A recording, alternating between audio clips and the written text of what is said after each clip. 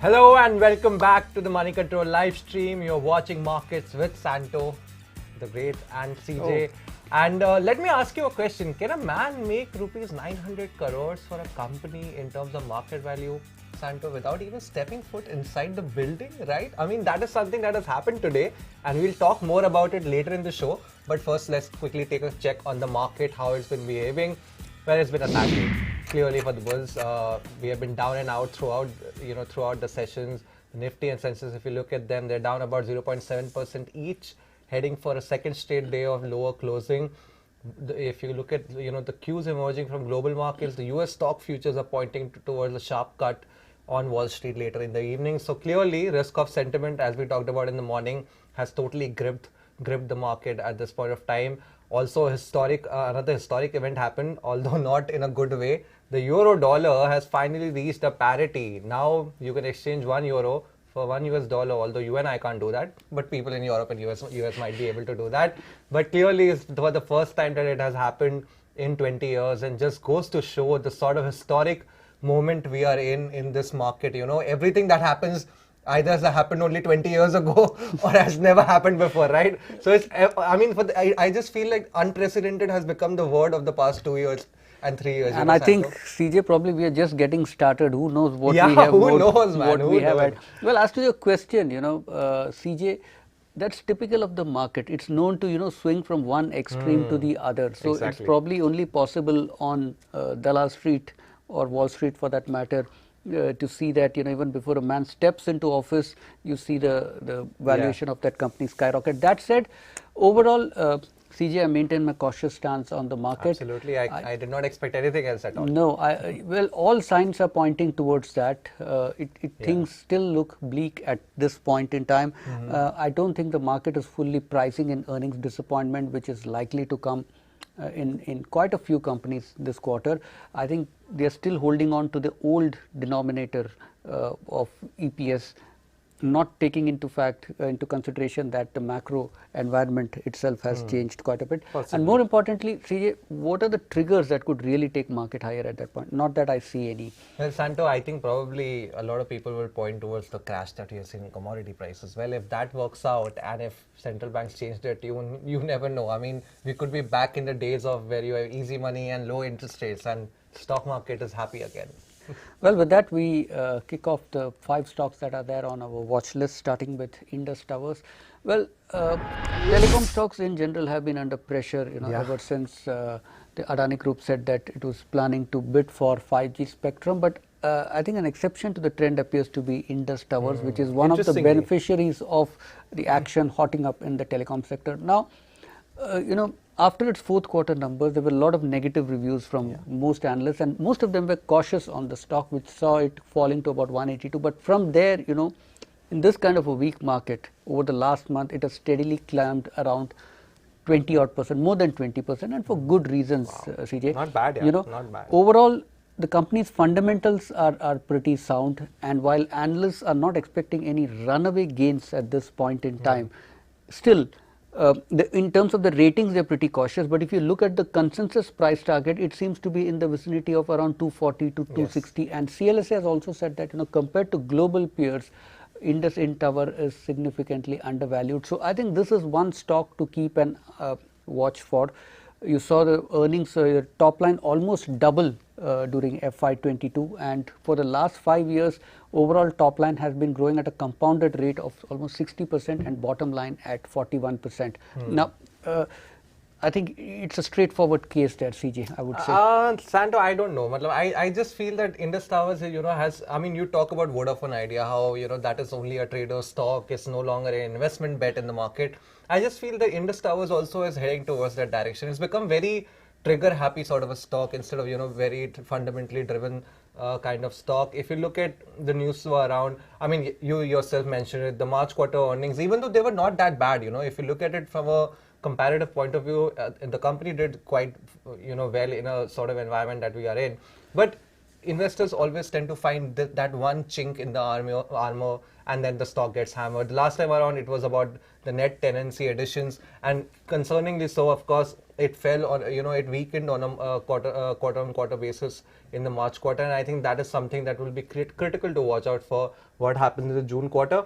Apart from that, yes, one of the drivers have been that the fact that 5G spectrum auction is happening. There'll be a new set of capex happening in the telecom sector, and therefore Indus Towers is naturally going to benefit because it provides, those sort of services. Now, the only concern here is that I just feel that 5G spectrum auction may not be as blockbuster as a lot of people are hoping for. Clearly, telecom companies are not happy with the pricing.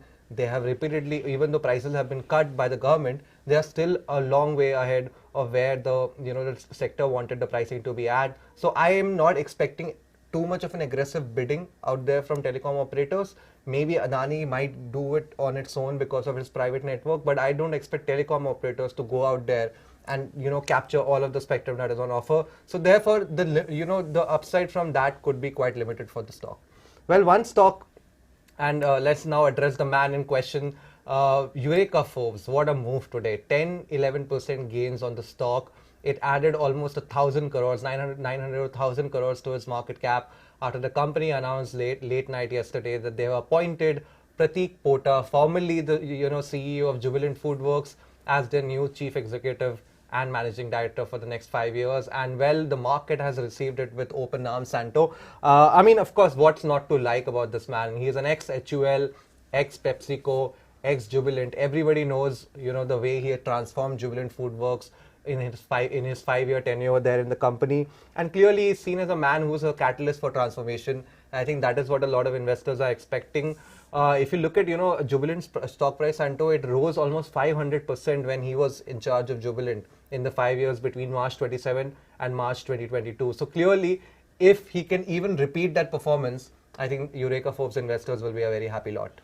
Well, CJ, it's typical of the market to pin too much hopes on one person, and I've never understood that. But well, that's beside the point. Come on. In this that's always one man can turn around the entire company, right? Yeah, an entire nation, right? So a company is still a small entity. See, in this case, CJ, now the stock was recently relisted, Yeah. And after that, it's been quite volatile. But even before, I think news of Pratik Pota's joining became public, you saw some big volumes and action in the stock, indicating that probably some... Yeah, I mean, the rumors have been out since March. I mean, since the time he announced a resignation from Jubilant, the rumors have been out. Yes, so there's already buying, in advance of that. Just one number I would like to put, we just have close to about 1 quarter's earnings, which has come out 383 odd crores for the March quarter. That's the latest number.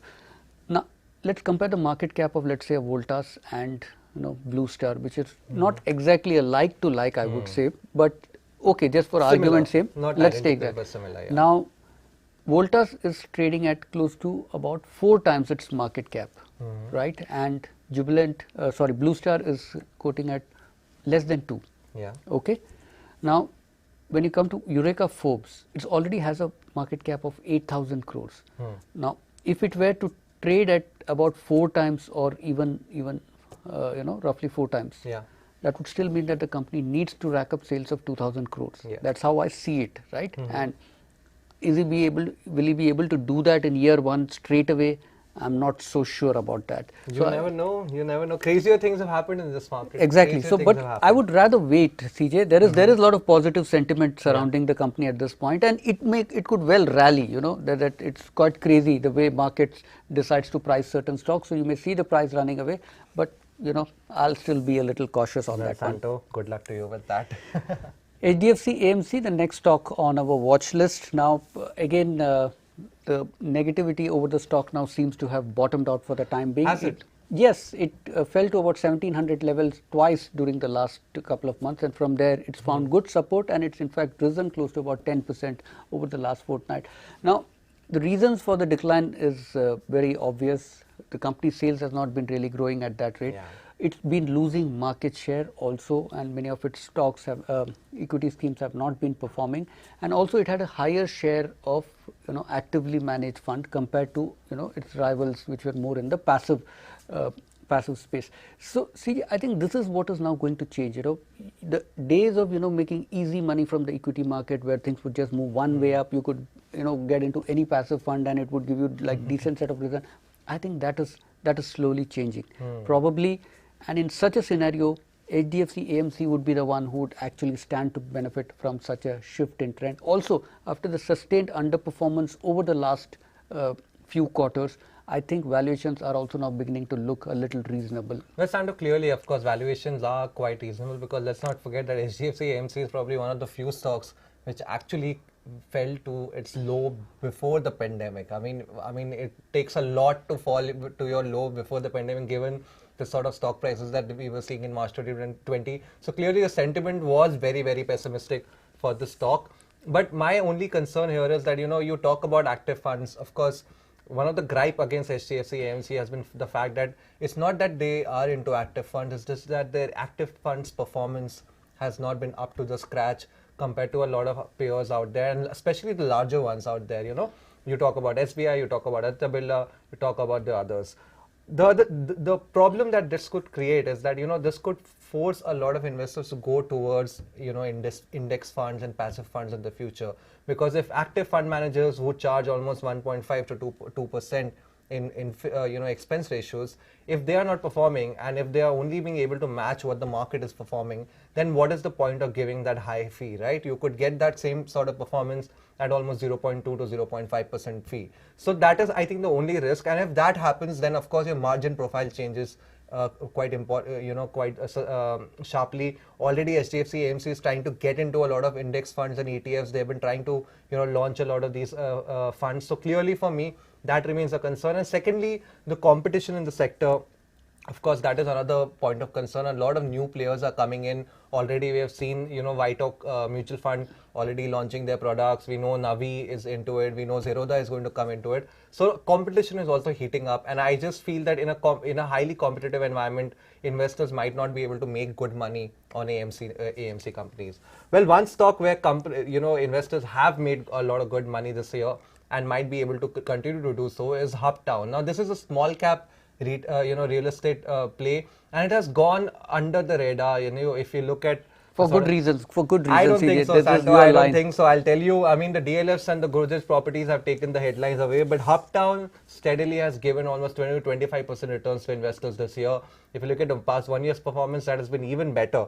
Now, what is the story here? Well, Hubtown has a lot of land parcels in the entire Mumbai metropolitan area, especially in the Mulund Thane area, where it's supposed to have a very, very large land parcel which it acquired at a very cheap rate. So clearly there is a lot of potential there to monetize a lot of the land parcel. Apart from that, the company's recent South Bombay project, where the first and second towers have already have seen a very strong response, and the third tower is also set to open booking. There is estimate out there in the market that the company could be able to make as much as 6,000 crores in the life cycle of this residential project, going forward. So clearly there is a turnaround happening in the company. The market is getting a whiff of it, and I think going ahead, this is one stock in the real estate space that is that investors should keep in their radar, especially because if you look at Mumbai market, residential sales were almost near record highs in the first 6 months. This is despite the fact that we are in an environment of rising interest rates.